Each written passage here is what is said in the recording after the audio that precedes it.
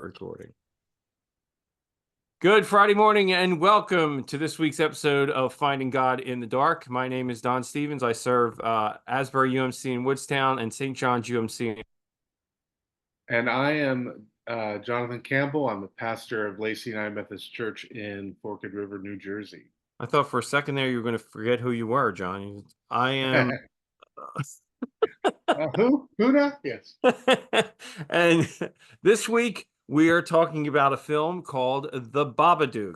The Yeah. Babadook is a 2014 film. It's an awesome. I think this might be the first foreign film that we've Yeah. discussed. Even though it's No, English no, no. language. Yeah. Spirited Away would be. That's right. Spirited Away is Japanese. That's right. Babadook is Australian. Yeah. Released in 2014. It is technically considered a horror film. It's really more of a suspense type of Okay. movie. There is some horror element to it. There's some Yeah. scary moments. Little ones, be Okay. aware. Yes. But it is written and directed by Jennifer Kent. Stars Essie Davis and Noah Wiseman. Um, like I said, came out in 2014. I picked this film because I'd seen it before. Jonathan, you haven't. No.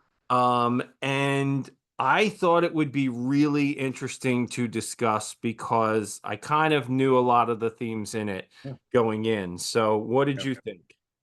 Well, I have to be honest. I do not like horror movies, and so when you suggested it and you said it was a horror movie, I'm like, oh. Oh But no. But what I do with horror, it's interesting because I love thrillers, and so there's always that line there.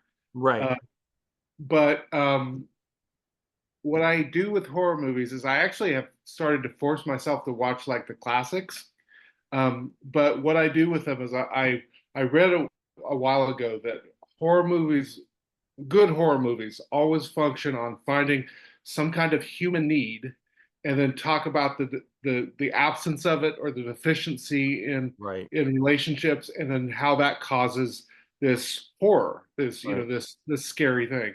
They're And so I you're always right. look for that. They're the good ones. Like when you look, a lot of what passes for horror nowadays is really just like gore porn almost. Yeah, It's yeah, just a guy with a knife chasing kids around in the dark, yeah, which is not, I don't find those films interesting or entertaining in the least. yeah. This whole different story, but go ahead. Yeah, no, it reminded me of a couple, probably about 6 months ago. I forced myself to watch The Exorcist because I'd never seen it, Hmm. and I was fascinated by the fact that The Exorcist is about the same length about this movie, about an hour and a half, a little bit more maybe. Yeah. But for the first hour, there's nothing that you can't explain away. And the only the last 30 minutes of The Exorcist is really the stuff that people think about and remember and get scared about. Right. But there's kind of a ratcheting up of the tension the entire time. Hmm. And this reminded me of that movie because I paused it and checked it. For the first 50 minutes of this movie, there's nothing that you couldn't explain as being just maybe normal stuff that's happening. Right.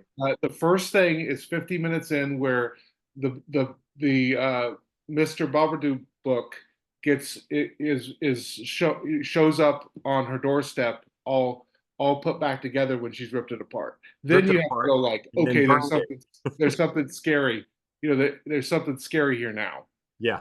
Um, so yeah, I don't know if you want to jump into this, but to me, again, No, take it where you want. sure. Like I said, I don't enjoy horror movies. So if I watch them, I have to kind of pull myself out and go, okay, where's the human need here? And to me, clearly it's relationships. It's grief. It's, dealing with isolation. Right. And, that was really interesting because the other thing that was fascinating about this movie is you could almost read it as it never made it clear what was really real and what wasn't. And so there was kind of this thing throughout. There were different times where you're like, oh, maybe the mom's just insane, or maybe the mom's just having a nervous breakdown. And, Like even after the really scary stuff started to happen, there was a moment where she calls her, or he call his her son calls his aunt, and Right. he's talking to her, and the mom picks up the phone, and the aunt's wanting to talk to her, wanting to engage her, wanting to come over and talk. And earlier in the movie, she talked about how the aunt wouldn't have anything to do with her anymore. And you think to yourself, hey, is she making this up? Is she, you know? And then of course you get those really neat. I love the scenes where the social workers popped up, Mhm. because the place went from a house that looked together to when they walked in, it was just a huge mess. It looked like honestly looked like my oldest son's room. You know, just like pile full of plates and food and all this kind of junk. I love him, but that's his room. And um, you realize you're like, is she just having this breakdown? And this is all kind of in her because she misses her husband. She hasn't been able to grieve. Like to me, that was the big theme to me is especially when I thought about the Christian connection is I really feel one of the big complaints you can put on the church is we don't help people grieve. Mm, We right. try to make them feel like or we often make them feel like that they have to be when they come to church they have to be happy when they're around, Right. Christians are supposed to be filled with joy, and if you're not filled with joy there's something wrong with you. Right. And then human beings have a tendency to want to propel people through grief. Kind of go like, okay, we get that you're sad, it's been a day. Oh, okay, we get that you're sad, it's been a week. It's getting a little tiresome. It's been a 6 months, Yeah. and this movie really taught. I really felt like it gave a good kind of investigation of people struggling to allow her to grieve, to allow her, and to be honest, her Allowing herself allowing to grieve. herself to grieve. Like Yeah. it was a it was brilliant. I thought it was a brilliant idea to put all the husband's stuff in the basement, and Hmm. she locks the door and she keeps checking the door throughout the early part of the movie. Hmm. You're just like, oh yeah, she's, it's very symbolic of this idea she's burying this grief and not dealing with it. Right. She's locking her grief away. Yeah, She's not going to address it. She doesn't address it. And it really is that sort of festering, unaddressed grief that yeah, becomes the monster, yeah, right? In fact, ultimately, you're never really sure if the monster actually existed. yes, Which is, I think it's really it's kind of an incredible turn in the whole film.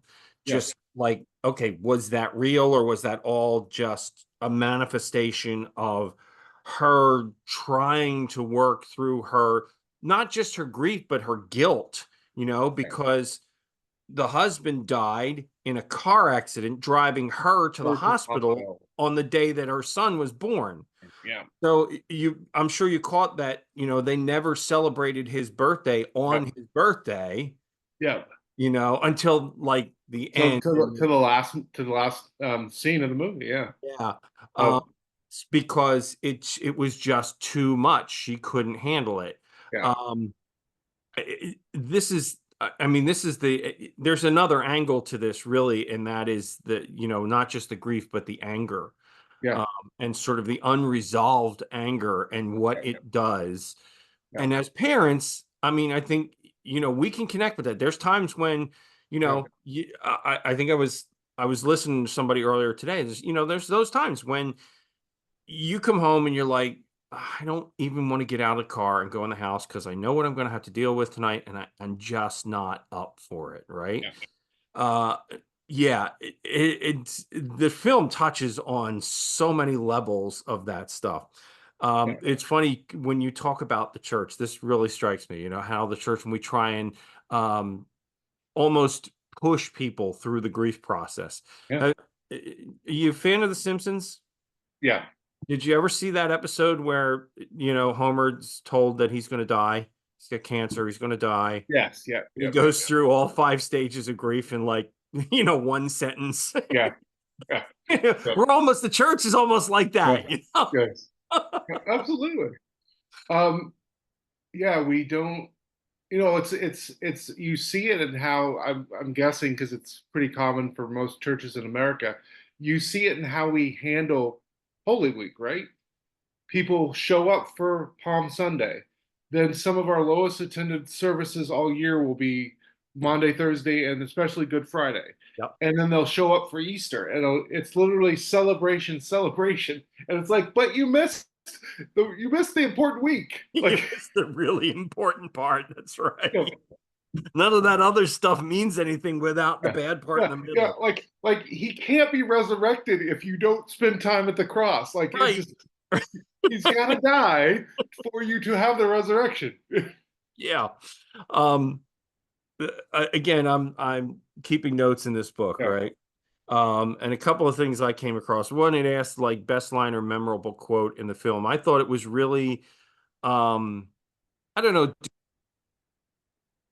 telling about the main character. I think her name is Amelia, yeah, the man. the mom, where she says, "I have moved on. I don't mention him. I don't talk about him."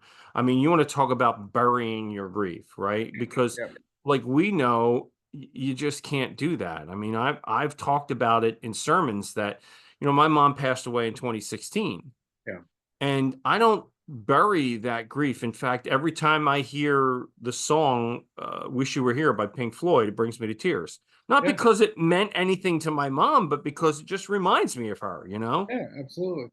Well, it's that idea that we struggle with um that most of us, I mean, there are people that I met in my life that really do it well. There's one parishioner at my current church that really mourns the loss of his wife. She's, she died probably 5 or 6 years ago. And the days that are important in their lives, the anniversaries, her day of her death, he will often talk about it. But it's interesting because he allows it to be a part of his life, and and then he allowed it to also help him because he hands out um, he found when he was grieving this poem centered around sea glass. So he literally keeps a pocket of sea glass, and Hmm. he will hand it out to people when they're grieving. Like he'll tell them the story and then he'll give them a piece of sea glass. And most people though don't do that. Most people don't recognize that if you have had, if someone was really important in your life, you're always going to grieve them. There are Yeah. always going to be moments. It's going to ebb and flow. There will be times, it doesn't stay as constant as it was the week they died, but there are always going to be moments where they pop back up, and that's okay. Yep. It's okay because Yeah. I think and that shows up in the film too, in that in the end, yeah. Mr. Babadook never goes away completely. Well, She that's what keeps him in the basement. that's what was powerful was when you learned at the end because they have her go down the basement and feed uh, Mr. Babadook, and then she goes out and talks to the social workers, and they talk with her son, blanking on the son's name, Sam. Sam. Samuel. They talk about, and then we learn it's his birthday party Mm-hmm. day, and they're actually celebrating on the same day. And the last line to her is he looks at her, he goes, how is it, how was he today? And you realize what he's referencing is her grief about the fact she's been avoiding this, she avoids this day, right? Right. And today she actually faced the day, Mm-hmm. and he's checking on her. And she goes, "Oh, it wasn't that bad. Like he wasn't that bad today. Like, Did, and, did you notice that yeah, right before she went down to the basement, she was out in the garden, what she was tending? A black yeah, rose. the what? Sorry. A black rose. Oh, interesting. I didn't notice that. No, I So, didn't. which is, symbolic of Yeah, grief and all, yeah, right? So she's out there tending her grief, and then she goes and feeds her grief, yeah, and then she's okay, yeah. It's real. I mean, there's so much of that very Oh, yeah, symbolic sort of stuff in it. There's also a couple of really interesting symbolic things just with the name. yeah. Okay. First off, Babadook is an anagram Okay, for a bad book.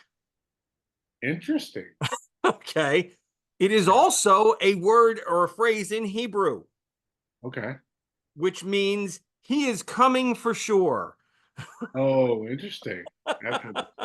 So I Yeah. again I came across these like a trivia site about the Yeah, film, yeah, but you know that again that's why I thought this would be a fun film to look at yeah, because there is so much depth and symbolism yeah, and really a topic that we don't like to talk yeah, about in the church. We don't, you know, we want people, oh, God, that's terrible. Somebody died. What's for lunch? You know, I mean, it's yeah, just, and that's, we can't, as pastors, I think we're tuned to it, right? But I think we have to really work with our people. I have, and I'm sure you've had this experience. You know, I've been with someone who had a devastating loss, a spouse, a child, whatever it was. yeah, And someone else will come into the room and they will say something that I I I mean it's so cringy, right? They come in mm, and say, "Well, I guess God just needed another angel." yeah, yeah, yeah, yeah, yeah, yeah, yeah. And I have told my churches from the pulpit, Don't say that. please don't say that. That's akin to Christian terrorism. Yeah, Please don't do you're not helping. yeah, yes, yeah. Well, again, it's I I don't know how it functions in the Jewish tradition, but I've always, today I shouldn't say I know how it's supposed to, but I don't know how it works out for most Jewish families. But sitting Shiva, the whole idea is you just go to a person's house, you Good. sit silently in a chair. If they want to talk, you talk with them. If they want to cry, you cry with them. If they don't want to talk and engage with you, that's fine, but you still go there, you say a prayer together, and then you stay for a few hours and then you leave. Mhm. Like, but you do that for 7 straight days. Mhm. And the whole idea is that they know there is an access point to talk about that grief and deal with that grief if you want to. Yeah. Yeah, and honestly, if we could, you know, in the Christian tradition, just embrace that because Yeah, that is so much more helpful. yeah, I tell a story about when I was before I was actually, you know, in the process. yeah, I was investigating. I think I hadn't. I might have started seminary. No, I hadn't started seminary yet. yeah, It was before I even went to seminary, but I knew this was where I was going, right? mhm, And a friend of a friend, his wife committed suicide. And my friend called me and he said, "My buddy, who you know from we were in an online fantasy football league together, right? You know this guy, his wife committed suicide. He doesn't have a church. He's asking for you." mm, And I went, "Okay." yeah, Like I knew nothing, right? I called my pastor and I said, "What do I do?" She said, "Go there." I said, and then she says, "Nothing. yeah. Just Go be there. there, be with them. If they want to talk, talk with them." Yeah, You know, the most important thing I did that day, the guy who was my friend's friend was a paramedic. yeah, My friend is a paramedic. And my friend and I went to their house mm, before he went home and cleaned up the mess from the paramedics being there. yeah, That was the most important thing I did that day. Really. Like I went to the hospital, I sat with the family, we talked a little bit about, you know, where are the kids, who's taking care of them, what's next, that kind of stuff. yeah, Um, yeah, there's I keep trying to, you know, I've said so many times, like, I feel like, you know, I went to seminary, I was gonna go to seminary and get all the answers. And what I got were a lot more questions. yeah, You know, more important questions, bigger questions, and oh, maybe ways to find answers, yeah, but you know, the answers are not that's the problem. The answers are not all the same all the time, you know? yeah, And this film, I think, lists up a lot of that. Grief affects everyone differently, yeah, but everybody's got to go through that process at some point. yeah, Because if you live in your grief or you leave your grief unattended or unaddressed, yeah, then it really does become something of a monster in your life, right? It changes who you are. Yeah. Would you mind if I talk about a different topic, but it's connected to the movie, of course? Sure. Yeah. Okay, so I told everybody a couple weeks ago I'm a huge political nerd. So like literally I listen to podcasts all day. I watch all the Mhm. convention stuff I can. Even when I was flying, I flew to Georgia 2 days ago, flew back last night, and I literally on my phone driving home, I put on speeches so I can listen to them. Like I'm a Okay. nerd. And but one of the podcasts that was talking about the second night of the DNC convention, and specifically they were talking about uh, Barack Obama's speech, and it perked me up because he goes, "Well, a lot of people think this idea that there's something spiritually wrong with Americans," and that perked my ears up. He goes, "The idea that that's a new concept is crazy because you see it in Obama's speeches throughout his career. And he played a couple clips where it was clearly kind of a theme. Mhm. And then he went on to say, yeah, we do not wrestle enough with the fact that even though modernity has brought us a lot of good things, it has overemphasized the individual to the detriment of the community. Mm. And really made me think about, especially in this movie, it made me think about technology because he mentioned and Obama mentioned in his speech the idea that we go after likes, we go after, you know, hits on social media, that like that kind of stuff, and we don't really have conversations with people. And this movie, I thought was interesting how it used technology. So the lights dim, right? Mhm. And if you know anything about human history, if you've read anything about anthropology, you know that most anthropologists believe that for most of our history, we slept from the time the sun went down till the sun went up, and we didn't sleep that entire time. um, People would sleep, for 5, 6 hours, and then they would wake up, but it would still be dark outside, and there wouldn't be any way for them to light their whole room or their whole Mhm. house. So they would talk, they would make love, they would, like they would do different things and it fostered community and it fostered connection. And so the lights flickering where it was interesting to me, this idea that like how has and when of course when she wants to escape her grief, what does she do? She flips on all the lights, she turns on the TV, she stays up as much as she can. There's even, I don't want to go too into this because of the hope this is a family thing, but at one point, she wants to have physical pleasure, so she uses a electronic device to get that, like Mhm. this idea Well, of. that's implied. Yes, yes, it's It's applied. It's implied. applied. It's heavily applied though. It's heavily implied. You're right.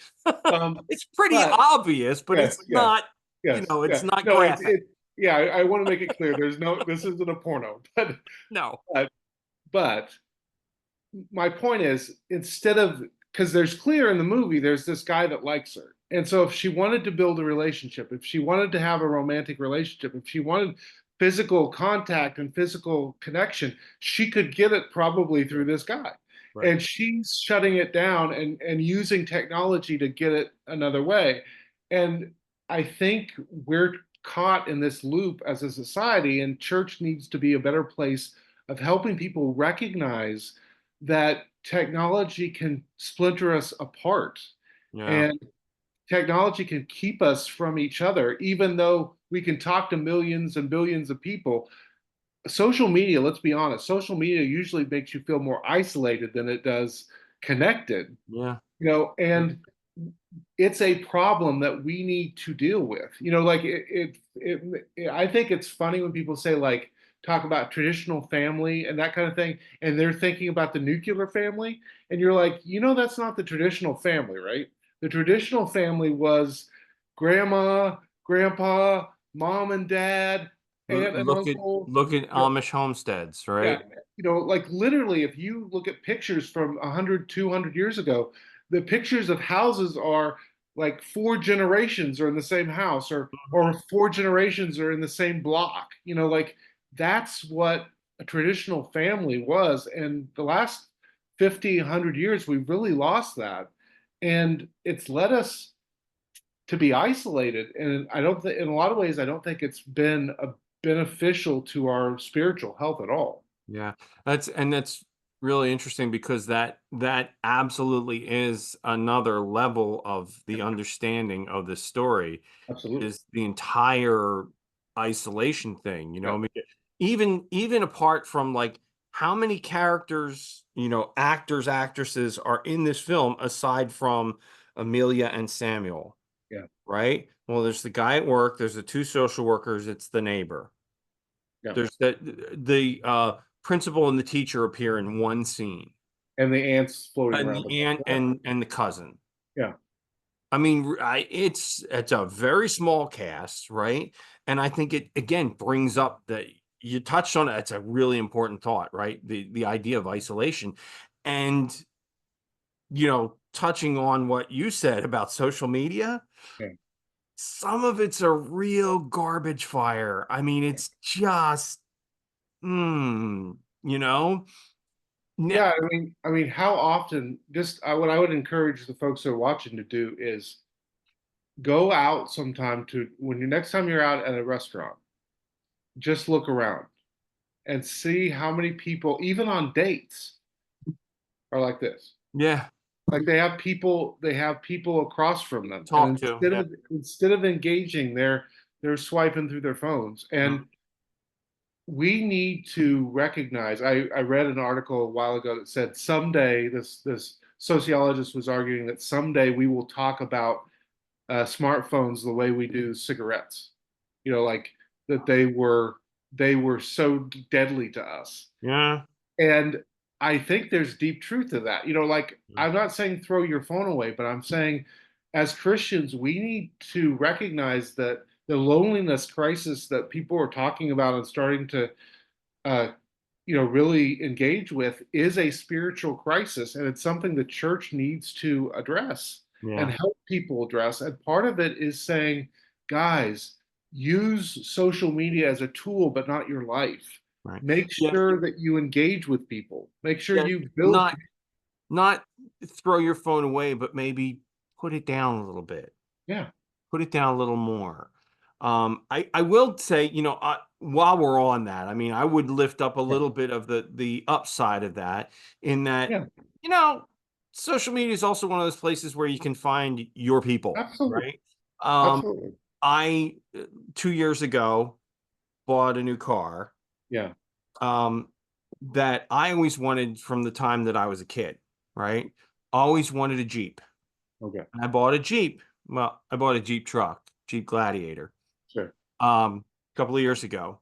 And then I found Jeep clubs Yep, online.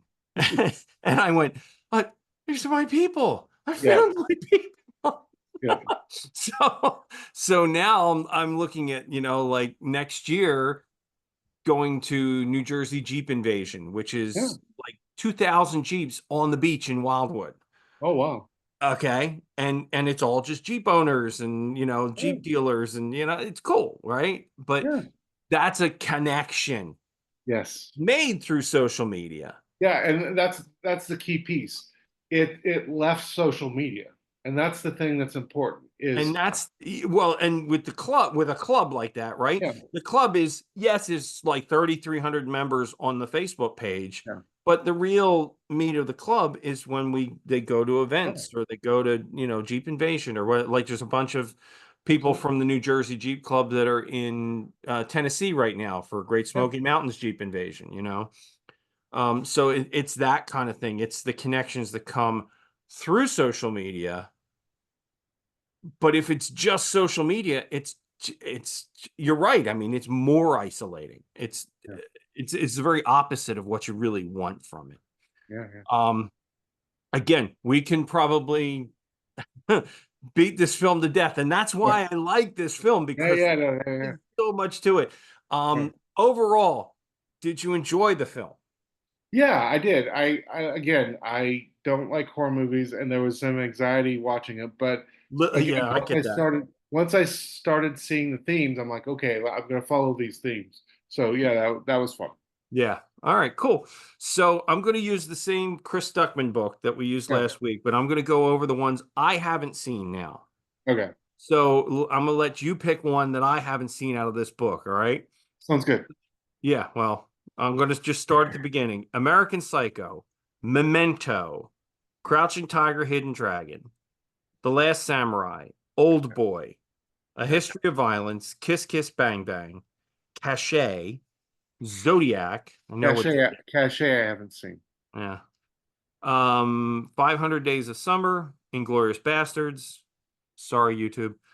Uh, Drive, Snowpiercer, Prisoners, Enemy, Under the Skin, Birdman, Whiplash, When Marnie Was There, Mad Max Fury Road, and Creed. When Marnie was there, I haven't seen either. So Okay. Well, I'm thinking pick one that I haven't seen. Those are the ones I haven't seen. okay. Um, So why don't we do uh why don't we do Creed? Creed. Okay, that's a recent one. That's a Rocky uh Yep. like next generation type Yep. of yeah. Yep. All right, cool.